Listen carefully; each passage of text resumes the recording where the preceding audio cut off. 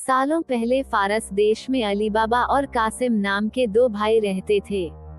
पिता की मृत्यु के बाद से दोनों भाई मिलकर अपने पिता का व्यापार संभालते थे। बड़ा भाई कासिम बहुत लालची था।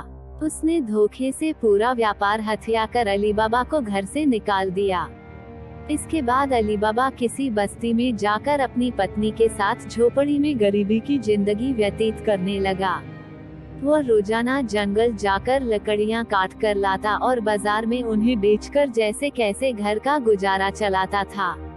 एक दिन अली बाबा ने जंगल में लकड़ी काटते समय 40 घुड़सवार को वहां आते हुए देखा। सभी घुड़सवार के पास धन की पोटली और खंजर थे। यह देखकर वह समझ गया था कि ये सभी चोर हैं। अली बाबा एक पेड़ के पीछे छिपकर उन्हें देखने लगा। तभी सभी घुड़सवार एक पहाड़ के पास जाकर खड़े हो गए।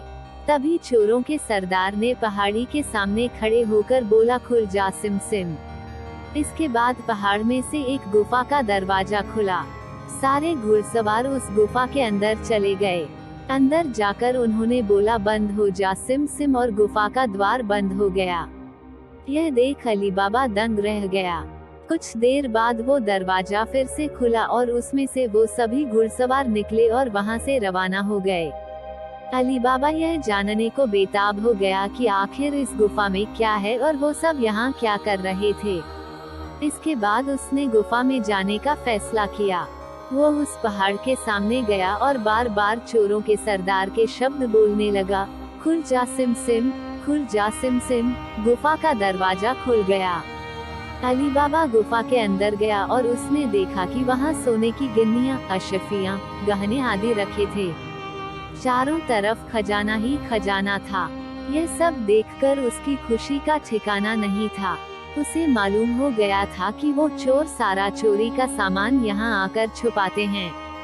अली बाबा ने वहाँ से एक पोटली में सोने की अशफियाँ भरी और घर चला आया। घर जाकर अली बाबा ने इस पूरे किस्से के बारे में अपनी पत्नी को बताया। एक साथ इतनी सारी अशफियाँ देखकर उसकी पत्नी हैरान रह गई और अशफियों को गिनने बैठ गई। तभी अली बाबा ने बोला कि ये इतनी अशफियाँ हैं कि इन्हें गिनते गिनते रात हो जाएगी। मैं गड्ढा खोदकर इन्हें छुपा देता हूँ, जिससे किसी को भी हम पर शक न हो।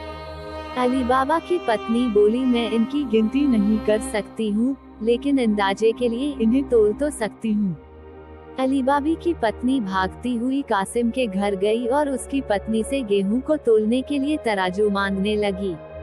यह देखकर कासिम की पत्नी को उस पर शक हुआ।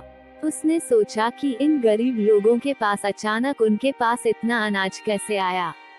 वो अंदर गई और तराजू के नीचे गोंद लगाकर लाई और उसे दे दिया।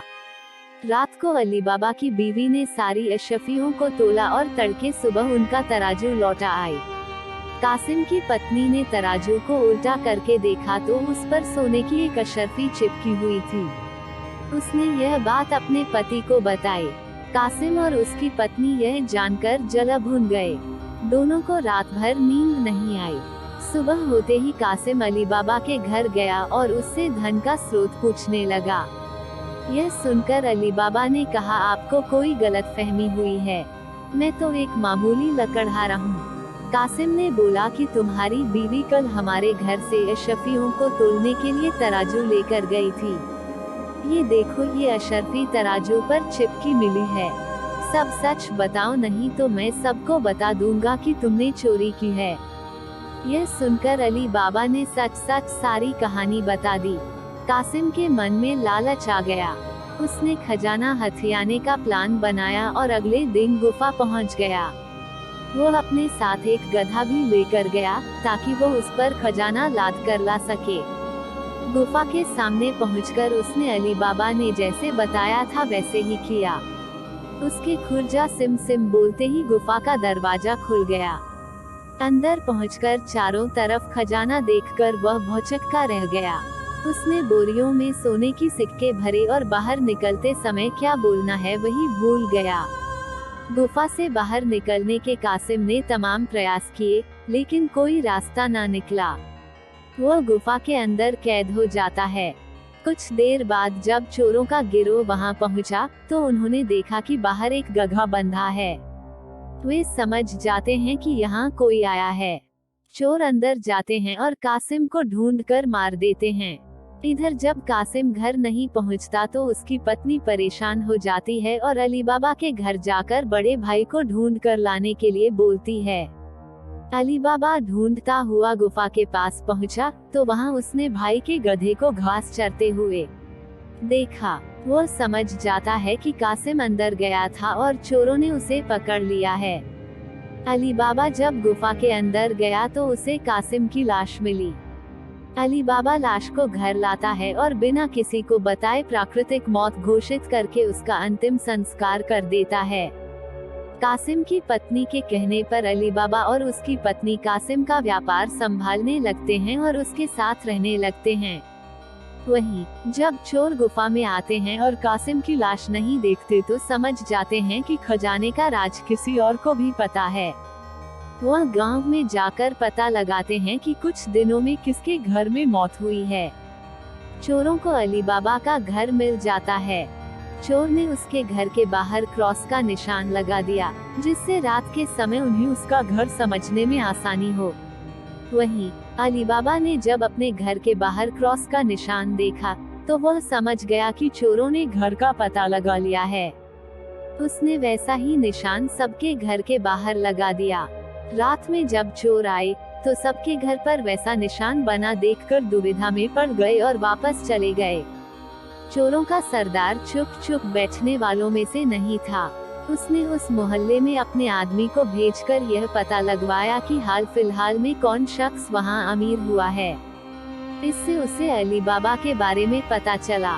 उसने उसका घर अच्छे से पहचाना और रात के समय में तेल व्यापारी बनकर उसके घर पहुंचा। वो अपने साथ तेल के 40 पीपों को लेकर गया, जिसमें 39 में चोर और एक पीपा में तेल था।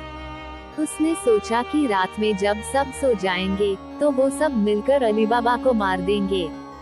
उसने अली बाबा से दोस्ती की और रात को उसके घर पर ठहरने की इजाजत मांगी। अली बाबा ने उसको खाना खिलाया और रात को रुकने की इजाजत दे दी। अली बाबा की पत्नी को तेल के व्यापारी पर शक हुआ। उसने सारे पीपों को खटखटा कर देखा और वह समझ गई कि एक पीपा में तेल है और बाकी में आदमी है। उसने तभी एक तरकीब निकाली। उसने तेल वाले पीपे से तेल निकाला और गर्म कर बाकी पीपों में डाल दिया। सारे चोरों की मौत हो गई। रात में जब सरदार ने चोरों को निकलने का इशारा किया, तो एक भी चोर बाहर नहीं निकला। उसने पीपों को खोल कर देखा, तो सभी चोर मर चुके थे। यह देखकर वह इतना डर गया कि अपनी जान को बचाने के लिए वह तुरंत वहां से भाग गया। सुबह अली बाबा की पत्नी ने ये सारी बात अली बाबा को बताई, जिसे जानकर वो बहुत खुश हुआ। अब उन 40 चोरों के सारे खजाने का अकेला मालिक अली बाबा था। वह देश का सबसे अमीर शख्स बन गया था और खुशी खुशी अपनी बीवी बच्चों के साथ रहने लगा। कहानी से सीख: लालच मनुष्य का दुश्मन है। लालच करने से सब काम खराब हो जाते हैं, इसलिए कभी भी लालच नहीं करना चाहिए। कहानी अच्छी लगी तो अपना राय कमेंट बॉक्स में जरूर बताना और अपनी दोस्तों को शेयर करें। हिंदी कहानियाँ एवं प्रेरणादायक प्रसंग के लिए हमारे चैनल राजनगर हिंदी स्टोरी को सब्सक्राइब करें और पास में घंटी को टच करना ना भूलें, ताकि हम आपके लिए अच्छी अच्छी हिंदी स्टोरी, अनसुनी कहानी प्रस्तुत कर सके। धन्यवाद।